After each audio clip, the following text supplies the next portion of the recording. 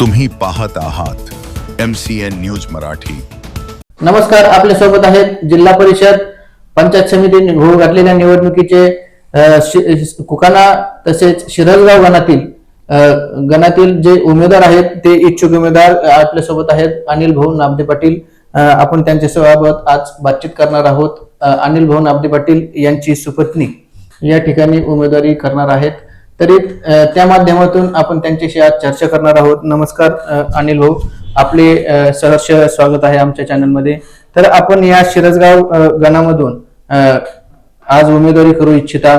आपल्याला कुकाना गट आहे आणि खाली शिरसगाव गण आहे आणि त्या माध्यमातून वहिनी साहेब या ठिकाणी उमेदवारी करत आहेत। महिला आरक्षित हा गण आहे।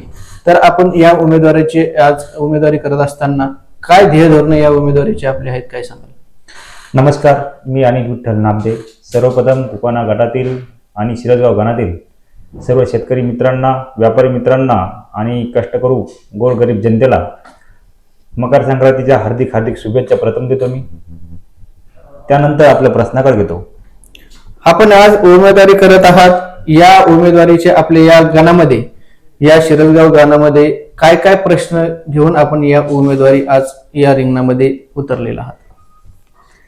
शिरसगाव गणात, कुकाना गटात आणि नेवासा तालुक्यात अनेक प्रश्न आहेत। जनतेच्या समोर अनेक प्रश्न उभे आहेत। जनतेला आज अनेक अडचणी आहेत, पण या अडचणी सोडायला आणि या प्रश्नाकडे लक्ष द्यायला असा एकही जनतेतला पुढारी आज उरलेला नाही। रस्त्याचे प्रश्न आहेत, पाण्याचे प्रश्न आहेत, लाईटचे प्रश्न आहेत, घरकुलचे प्रश्न आहेत, शासकीय जे सरकारवर नोकर आहेत ते बी जनतेला वागणूक व्यवस्थित देत नाही, त्यांना बी कोणी प्रश्न विचारायला उरलेले नाहीत। या सर्व प्रश्नांना मला घेऊन, जनतेला बरोबर घेऊन या प्रश्नाला वाचा फोडून मला समोर लढायचं आहे। नक्कीच आताच होऊ घातलेल्या निवडणुकीच्या माध्यमातून आपण बघितलेलं आहे, नेवासा शहरामध्ये आपण ही निवडणूक आताच झालेली आहे नगरपंचायतची। तरी त्या माध्यमातून आपण महायुती असेल किंवा इतर जे काही पक्ष असेल, या पक्षाकडे आपण कसं बघता? काय वाटतं तुम्हाला या पक्षाकडे बघून? कसं या पक्षाचं वातावरण राहील? सर्वप्रथम मला तुम्हाला असं सांगायचंय, ज्या नगरपंचायत समितीच्या निवडणुका झाल्या त्या गोष्टी मला बोलायचंच नाही।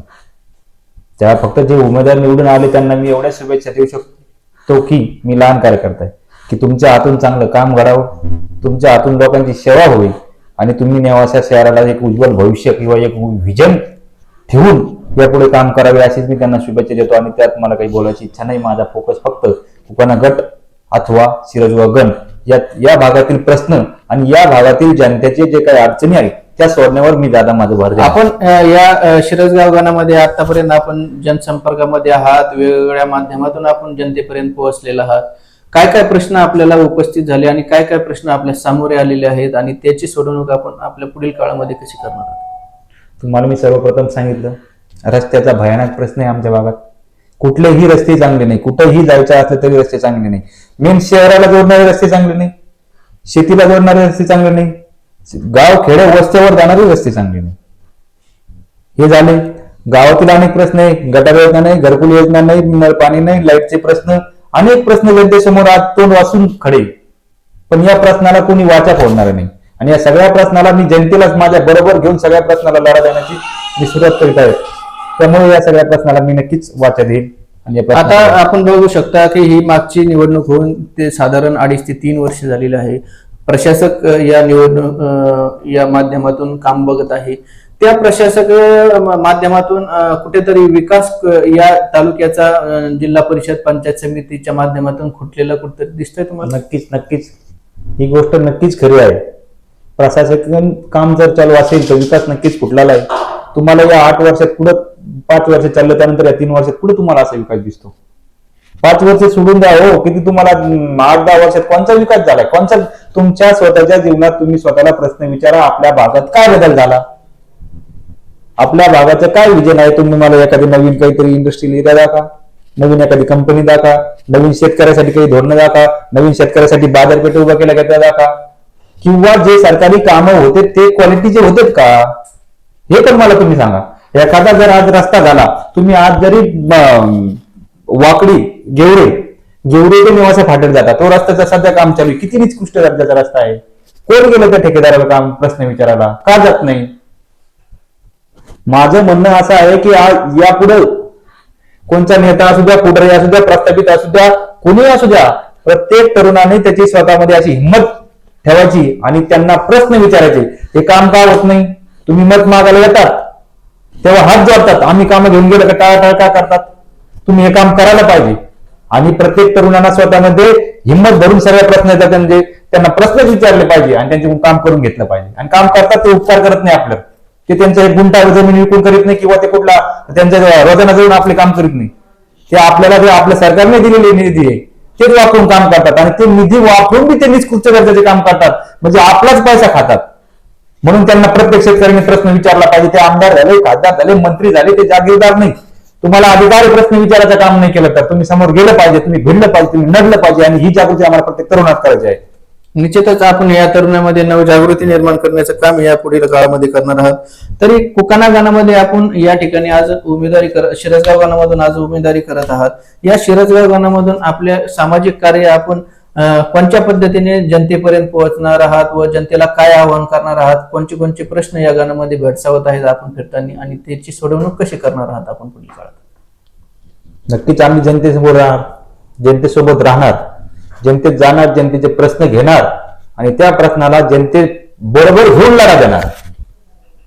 आणि जे कोण असेल प्रशासक वगैरे कोणी असेल त्यांना आम्ही संविधानिक मार्गाने भांडून जनतेच्या प्रश्नाला कशी दाद देता येईल यासाठी आम्ही सर्व प्रयत्न करणार. अनेक प्रश्न या कुकाना गानामध्ये शिरसगाव गानामध्ये आपल्याला दिसत आहेत. तरी पुढील काळामध्ये आपलं या निवडणुकीचं मेन उद्दिष्ट काय आहे? मेन व्हिजन काय घेऊन या निवडणुकीमध्ये आपण आज उतरत आहात? प्रश्न चांगला आहे, कारण कोणती गोष्ट करताना व्हिजन पाहिजे. आज तालुक्याचे प्रतिनिधी कोणी बी असेल तर त्यांच्याकडे तालुक्याचे काय व्हिजन आहे? आज तालुका डेव्हलप करायचा त्यासाठी काय व्हिजन आहे? त्यांनी किती जनतेला सांगितलं की मी आज माझ्या समोर हे व्हिजन आहे, मला हे काम करायचं? किती जणांना सांगितलं? आज जर तुम्ही बघायला गेले तर खाली बीड जिल्ह्याकडे गेले तर तिकडून रेल्वे मार्ग चालला, संभाजीनगर पुणे संभाजीनगर एवढा मोठा मार्ग चालला. म्हणजे ते लोक सगळे भांडून सगळे योजना तिकडे नेतात, सगळे कामं तिकडे नेतात. आज आपल्या तालुक्यासमोर काय व्हिजन आहे? आपला आज नुसता नगर औरंगाबाद संभाजीनगर जर रस्ता पाहायला गेला तर काय हाल आहे त्याची? मग आपल्या तालुक्याचं आपलं काय व्हिजन आहे? आपण काय लोकांसमोर मांडतो? असं भांडायला तुम्हाला कोणीतरी नको का प्रश्न विचारायला? जनतेला कोणीतरी माणूस पाहिजे ना, यांना प्रश्न विचारायला पाहिजे ना. तुम्ही का करत नाही गोळ काम? तुम्ही आमच्या तालुक्यासाठी काय आणत नाही? लोकांनी जर एखाद्या व्यक्तीला निवडून दिलं आणि तो व्यक्ती जर म्हणायला लागला का सरकारकडे सध्या निधी नाही, तुम्हाला सरकारकडे निधी नाही म्हणून याच्यासाठी निवडून नाही दिलं, तुम्ही सरकारकडे यासाठी निवडून दिलं का तुम्ही आमचे प्रश्न घेऊन जाऊन तिथून भांडून तिथून निधी आणा आणि आमचे कामं करा. तुम्हाला कारण द्यायला नाही, तुम्ही भांडा ना, तिथं जा, भांडा, निधी आणा. तुमच्या जर सगळे सेक्टरमेंटवर निधी येत असेल, कोणाला किती टक्केवारी द्यायची, कोणते काम कसं करायचं त्यावर निधी ठरवून जर काम होत असेल तर ही जनतेची फसवणूक आहे. आणि या फसवणुकीला आम्हाला जर वाटलं तर फसवणूक आहे तर आम्ही तिथे उभा राहणार आणि ते उघडकीस आणण्याचा प्रयत्न करणार. निश्चितच अनेक पंचायत समितीच्या माध्यमातून अनेक काही प्रश्न आहेत. रोड लाईटचा प्रश्न असतील, स्ट्रीट लाईटचा प्रश्न असेल, पंचायत समितीच्या माध्यमातून हे प्रश्न या गणामध्ये कुठेतरी प्रलंबित तुम्हाला दिसत आहेत आणि त्या माध्यमातून कशी ते आपण सोडवणूक करणार? नक्कीच या गटात पंचायत समितीचे किती कामं झाले मला कोणालाही दुखवायचं नाही, मला कोणालाही म्हणायचं नाही, पण मी एक सामान्य नागरिक म्हणून मला विचारायचंय का आज जे उमेदवार कोणी पाठीमागील जे असेल कोणी निवडून आले पंचायत समितीचे ते कसे आले, कोणाच्या जीवावर आले, त्यांना कोणी काम करून दिलं का काम करून नाही दिलं, हे सामान्य जनतेला प्रश्न पाहिजे ना. का तुम्ही त्या व्यक्तीला गृहीत धरून खालचा उमेदवार निवडून देता पण त्या उमेदवाराला काम करून देते का? आज एखाद्या ठराविक पक्षाची जर तालुक्यात मक्तेदारी असेल किंवा तालुक्यात त्यांचा प्रतिनिधी असेल वरच्या लेवलचा, मी मला कोणाचं नाव घ्यायचं नाही, मला कोणाच्या भावना दुखायच्या नाही, पण असेल आणि त्यांच्या अंडर जर खाली जिल्हा परिषद होत असेल, पंचायत समिती गण होत असेल आणि तुम्ही त्यांना निवडून दिलं, ठीक आहे. आता त्यांच्या खालच्या माणसं निवडून द्यायची, ठीक आहे, त्यांना निवडून द्या, पण त्यांच्या खालच्या माणसाला निवडून दिल्यानंतर त्यांना काम करण्याला ते किती अधिकार देतात? त्यांना ते काम करून देतात का? या गोष्टीचा तुम्हाला जनता म्हणून तुम्हाला विचार करण्याचं काम. निश्चितच हाच प्रश्न यालाच अनुषंगाने दुसरा एक प्रश्न आहे. मग जर तुम्हाला या पक्षाचे कोणत्याही पक्षाचं जर काम पटत नसेल तर तुम्ही आपली स्वतंत्र चूल किंवा स्वतंत्र स्वभावावर लढण्याचा काही विचार आपण या निवडणुकीच्या माध्यमातून केलेला आहे, त्याबद्दल काय सांगा? स्वतंत्र निवडणुकीचा तसा माझा हेतू नाही. ज्या पक्षाला माझे विचार पटतील आणि मला ज्या पक्षाचे विचार पटतील त्या पक्षाचा झेंडा घेऊन मी जनतेसमोर जाईल. आणि यातून सगळ्यातून आता सूत्र कसे होतात, ते राजकारण जे आहे ना याचे सेटलमेंट आणि फिक्सिंग करतात. कोणाची युती कधी होईल, कोणाची युती कधी होणार नाही आपल्याला सांगता येणार नाही, आपल्याला कधीही डावलून देऊ शकते. कारण हे सगळे मोठले हे कधी बी वरती पुढे बैठक घेऊन आपला पतंगची दोरी कधी काढतील. त्या टायमाला जर आपल्याला वाटलं का नाही आता आपल्याला जनतेचे जर प्रश्न घ्यायचे असेल हाती आणि जनतेच्या प्रश्नाला जर वाचा द्यायची असेल तर एकटा जर होईल तर त्या टायमाला नक्कीच मी निर्णय घेऊन एकटा बी लढायला तयार जाईल. नक्कीच एकटा चलोचा आपण नारा आजच या ठिकाणी जनतेसमोर दिलेला आहे. तरी आपण जिल्हा परिषद पंचायत समितीच्या माध्यमातून हे निवडणूक लढत असताना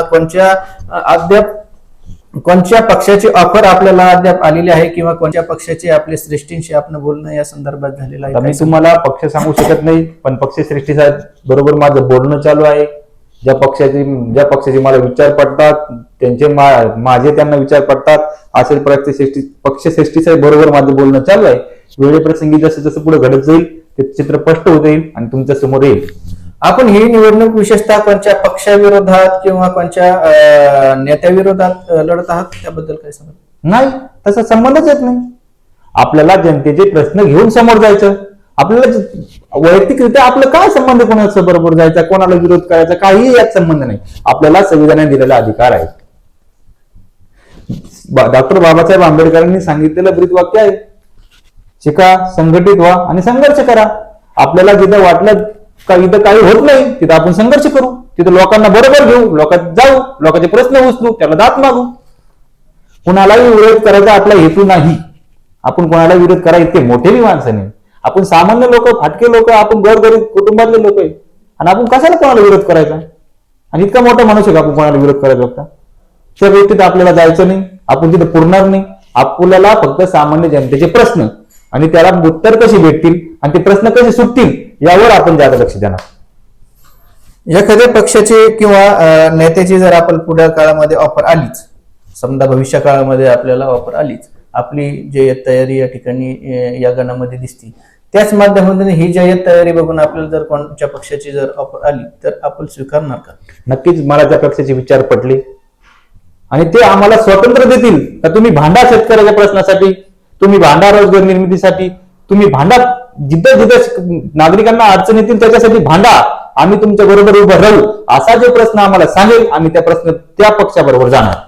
निश्चितच आपण त्या पक्षाबरोबर जाणार आणि त्या पक्षाबरोबर जात असताना आपले जे ध्येय धोरण आहे किंवा आपली जी विचारसरणी आहे त्या पक्षाची मिळती जुळती जर नसेल तर मग तुम्ही त्या पक्षासोबत कसं काम करणार? नाही, मी तुम्हाला पहिलंच सांगितलं, ज्या पक्षाला माझे विचार पडतील आणि ज्या पक्षाचे मला विचार पडतील मी अशाच पक्षाच्या हातात झेंडा घेणार.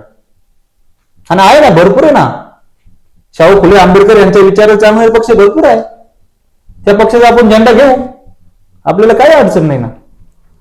आपण या शिरसगाव गणामध्ये अनेक शेतकऱ्याचे प्रश्न आपल्याला भेडसावत आहेत किंवा अनेक काही प्रश्न आपल्याला सामोरे जात आहेत अद्याप. तरी ऊसाचा प्रश्न असेल, हमी भावाचा प्रश्न असेल, अनेक प्रश्नावरती आपण शेतकऱ्याच्या बाजूने कसे उभं राहणार पुढील काळात, त्याबद्दल काय सांगा? शेतकऱ्यांना जर बारीक विचार केला तर मला सांगा, आतापर्यंत किती पुढे आंदोलन केले ऊसासाठी? ऊसाचं पेमेंट शेतकऱ्याचं 2-2 वर्ष दिले नाही. किती पुढे जाऊन त्या कारखान्याकडून पैसे आणून शेतकऱ्याला दिले? नाही दिले. आम्ही त्यासाठी पण आंदोलन करणार. यापुढे जर कोणत्या कारखान्याने शेतकऱ्याचे पेमेंट अडवलं तर आम्ही त्या कारखान्यावर जाऊन आंदोलन करणार आणि शेतकऱ्याला ते पैसे मिळवून देण्यात राहणार. भावासाठी आम्ही आंदोलन करणार. शेतकऱ्याला नवीन बाजारपेठ बी निर्माण झाली पाहिजे, आम्ही त्यासाठी आंदोलन करणार. शेतकऱ्याच्या पिकाचं वन्य प्राणी नुकसान करीत असेल तर त्यासाठी आम्ही निवेदन देणार. त्याच्यावर काय उपाय करता येईल ते उपाय आम्ही कसे सरकारकडून भांडून घेता येईल त्याच्यासाठी प्रयत्न करणार. निश्चितच पंचायत समितीच्या माध्यमातून अनेक ज्या काही आपल्या ग्रामपंचायत आहेत त्यामध्ये मोठ्या प्रमाणावरती गटरनालीचा प्रश्न असेल, अंडरग्राऊंड गटरनाली असेल किंवा अंतर्गत रोड असतील, त्याच्या अनेक प्रश्न या तालुक्यामध्ये किंवा या गणामध्ये भेडसावत आहेत. त्या प्रश्नाला कशी वाचा फोडणार आपण पुढील काळात? नक्कीच त्या प्रश्नाला आम्ही सर्व तरुण जागी करणार. यापुढे आमचे काही धोरण राहणार आहे. आम्ही प्रत्येक गावात 2, 3, 1 आम्हाला एक जरी असा तरुण भेटला ना का त्याला फक्त काम करायची इच्छा आहे समाजासाठी, आणि जिथं चुकीचं काम होत असेल तिथं त्याची भिडायची ताकद पाहिजे, असे जिथं जिथं आम्हाला तरुण भेटतील ते आम्ही बरोबर घेणार आणि या कामावर लक्ष देणार. ते निष्कृष्ट दर्जाचे झाले तिथं आवाज उठवणार, काम निधी घेऊन ते काम नाही झालं तिथं आवाज उठवणार. कोणी जर कुठले अधिकारी लोक त्रास देत असेल सामान्य जनतेला तिथं आम्ही आवाज उठवणार. आणि हे सगळं काम करायला तरुणाला सोबत घेऊन करावं लागणार. आणि आम्हाला तेच करायचंय. आम्हाला तरुणांमध्ये जागृती निर्माण करायची, आम्हाला शेतकऱ्यांमध्ये जागृती निर्माण करायची. तर तुम्ही लढा भिडा, तुमच्या प्रयत्नासाठी लढा भिडा. आज साधी काळीच पेटी जरी मॅन्युफॅक्चर होऊन आली एखाद्या कंपनीतून तिची फिक्स प्राइस येते, तुम्हाला 50 पैशाला घ्यावं लागेल. आमचा शेतकरी इतकं कष्ट करतो, स्वतःचे कपडे वळले उस्तर कष्ट करतो, आणि त्याचं काय काय त्याला कुठे त्याचा हमी भाव नाही, फिक्स काहीच नाही. या त्यांच्या मनात आम्हाला जागृती निर्माण करून तुम्हाला लढा लागेल, भिडा लागेल, संघटित व्हावं लागेल, तर तुमच्या मालाला भाव भेटेल. नाहीतर तुमच्या मालाला भाव भेटण्यासाठी कोणताही पुढारी असा उरलेला नाही का त्याला शेतकऱ्याच्या प्रश्नाची जाणीव आहे. कोणी रात्री जाणत जात नाही, कोणता पुढे रात्री जाणत नाही जात, कोणता पुढे रात्री 1 वाजता धरणाच्या पाण्यात जाऊन मोटर चालू करीत नाही का त्याला त्याचं काही घेणं देणं नाही. तू रात्री जातो का तुझ्या घरी 2 लेकरं आहे का तू चिटकून मरशील का तुझं काय होईल या प्रश्नाचं कोणत्याही पुढ्याला घेणं नाही. हे जे आज सामान्य लोकांचे प्रश्न आहे ना की रात्री 12 वाजता जायचं सर्वडाऊन झाला, बरोबर, दवाखान्याचा खर्च 5 लाख आला आणि उत्पन्न 50,000 झालं, कोणी बोलतो याच्यावर? नाही बोलत. या सगळ्या प्रश्नाला आम्हाला दात मागायची. आम्ही याच्या सगळ्या प्रश्न घेऊन आम्ही लढणार. पुढे कोणीही असू, कितीही शक्तिशाली असू, व्यक्तिरित्या नाही, आम्हाला व्यक्तीचं कोणाचं काही नाही. कोणी कितीही मोठा समोर जर असेल आणि शेतकऱ्याच्या जर प्रश्नाकडे लक्ष देत नसेल तर आम्ही त्यांना भिडणार. नक्कीच. आपण या माध्यमातून, आपण या निवडणुकीच्या माध्यमातून एक परिपत्रकही काढलेलं आहे. तरी त्यामध्ये समाज कल्याण विभागाचे काही प्रश्न असतील, कृषी विभागाचे काही प्रश्न असतील, पशुसंवर्धन विभाग असेल, महिला बाल कल्याण विभाग असेल, या माध्यमातून अनेक प्रश्न आपण कशा पद्धतीने या ठिकाणी सोडवले जातील आपले काय सांगा? आता आपण हे जे पत्रक तयार केलेलं आहे सध्याला, या पत्रकामध्ये सर्व योजना दिलेल्या आहेत. आता यात काही कामी असेल, जागा नसेल म्हणून या सगळ्या योजना दिलेल्या आहेत की आपल्यापर्यंत पंचायत समितीच्या गणात ज्या योजना आहेत त्या तुमच्यापर्यंत येतात का, तुम्हाला ते भेटतात का, तुम्हाला ते माहिती आहेत का, म्हणून ते आपण पूर्ण दिलेले आहे. आणि त्या योजनेचं नक्कीच हे पत्रक घेऊन जर वाचून सगळ्याला माहिती भेटली, जनजागृती झाली तर ते आमच्यासाठी फायद्याची गोष्ट आहे. त्यानंतर आम्ही तालुक्यातील काही प्रश्न पण दिलेले आहे. आमच्या समोर जे प्रश्न आहे असे प्रश्न बी आम्ही या पत्रकामध्ये दिलेले आणि हे आम्ही सगळ्यांच्या घरी पाठवणार आहे. आणि आमचा मेन हेतूच हा राहणार, शेतकऱ्यांमध्ये जागृती करायची, तरुणांमध्ये जागृती करायची आणि तुम्हाला तुमच्यासाठी लढावं लागेल. आणि तुमच्यासाठी लढायला कोणीतरी प्रश्न विचारायला एखादा तरी माणूस द्यावा लागेल. त्यासाठी त्यांनी विचार करावा अशी आमची भूमिका ठेवून आम्ही समोर जाणार. आपला हा गण जो आहे महिला आरक्षित आहे आणि आपल्या पत्नी सोनालीताई या ठिकाणी उभ्या आहेत. आपण त्यांच्या माध्यमातून महिला सक्षमीकरण असेल किंवा बचत गटाचे काही प्रोग्राम पुढील काळामध्ये आयोजित करणार आहेत. नक्कीच करू. आम्ही तुम्हाला सांगितलं सर्वप्रथम आम्ही एकदम सामान्य कुटुंबातील आहे. आमच्या आईने आम्हाला 7 रुपयाचं पावशेर तेल आणून किटलीत 8-8 दिवस कसे दिवस काढले आम्हाला माहिती. महिलेला घरातल्या काय काय अडचणी हे आम्हाला माहिती. कसं समोर जावं लागतं, कसं मॅनेजमेंट करावं लागतं, आठवड्याचा बाजार कसा करायचा, मुलाचे शिक्षण कसे करायचे, त्यांना काय काय अडचणी त्याच्या आम्हाला जाणीव आहे प्रत्येक गोष्टीची. कारण आमच्या घरात कधी आम्हाला पाहायलाच भेटले नाही कधी पैसे असे काय चला इकडे हे आणा ते आणा हे करा हे आम्हाला या सगळ्या प्रश्नाची जाणीव आहे. आम्ही खोलपर्यंत ना आम्हाला चपला नव्हत्या, आम्हाला पॅन्टी नव्हत्या घालायला आतून. या सगळ्या आम्ही सामान्य कुटुंबातले तुमच्यातले माणसं, फाटके माणसं, आम्हाला सगळ्या माहिती नाही. आम्हाला हेच तर प्रश्न घेऊन समोर जायचं ना. महिलेला आता बालवाडीच्या जे शिक्षिका असतात त्यांचे पगार वाढले पाहिजे. दिवस दिवस त्यांना सरकारचे सगळे कामं करावं लागते. हे याद्या गोळा करा, त्या याद्या करा, इकडे जा तिकडे जा. मग सरकारनं थोडी त्यांना त्यांच्या थोडी मेहरबानी करून थोडी त्यांचा पगार वाढून द्या. कुटुंब चालणार आहे ना त्या. बरोबर. त्यांच्यासाठी आम्ही लढणार. बचत गटाची योजना आहे, सरकारने त्यावरील टक्केवारी व्याजाची कशी कमी करायची ते काहीतरी बँकेला सांगावं, त्याच्यावर आम्ही लढू. त्याच्यासाठी आम्ही करू. आणखी सरकारच्या अशा काही योजना आहे तर त्या योजनाकडे लक्ष देऊन त्याची जागृती करून महिलेपर्यंत कशा जातील, त्याचा कसा फायदा घेता येतील, महिला कशा उद्योगात उतरतील, महिला घराच्या बाहेर पडून कसे काय करू शकतील, या प्रश्नाकडे आम्हाला नक्कीच लक्ष द्यायला लागेल. आणि जनतेचे जर असे काही प्रश्न असेल महिलेचे की आम्हाला सांगितले तर आम्ही त्याच्यावर लढू ना. आम्ही त्याच्यासाठीच करायचं आम्हाला या गोष्टी, की आम्हाला जागृती करायची, तुम्हाला लढायला शिकायचंय आणि आम्ही तुमच्या बरोबर राहून लढणार.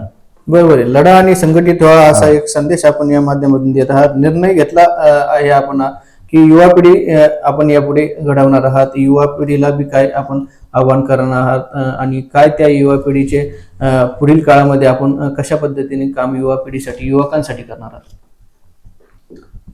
युवा पिढीना संघटित पहिलं व्हायला पाहिजे.